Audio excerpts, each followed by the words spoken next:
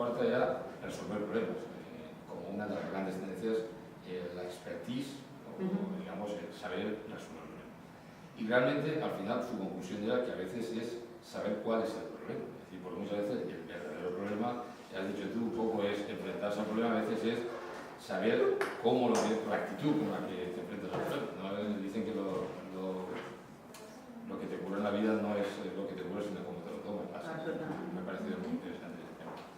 Pero yo voy a decir lo más rompedor, que quizás para vosotros sea lo más rompedor, y es que en el mundo existe en este momento una corriente, por lo que ha dicho Rafa, que se ha marchado, que es la de renunciar a la educación. Es decir, si la educación que nos dan es lo que es una mierda, pues ¿por qué no tener el derecho a renunciar a esa educación? Es decir, parece que la conquista del siglo XX ha sido la educación, una educación que realmente al final dicen que dentro de 5 años ya no te servirá para nada, pero es que realmente hay mucha gente que su forma de vida no tiene nada que ver con la educación. Recientemente estuvo aquí, parece también, J. Pelirrojo, no sé si lo conocéis, J. Pelirrojo, que J es de jodido pelirrojo.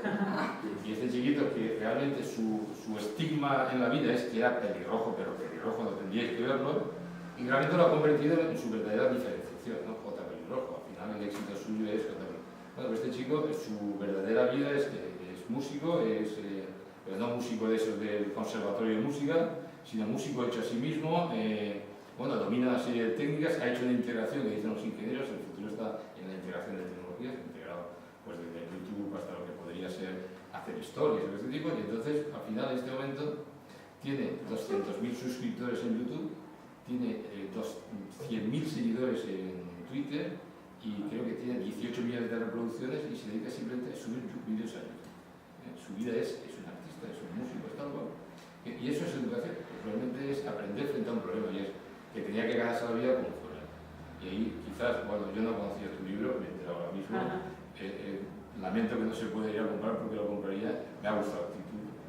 Y realmente pues creo que falta mucha creatividad en esta sociedad, porque efectivamente eso de las rutinas, que me gusta mucho también, no recuerdo ahora la frase de desprendimiento de rutinas, pues sí, esa es la cuestión, cómo desprenderse de la rutina.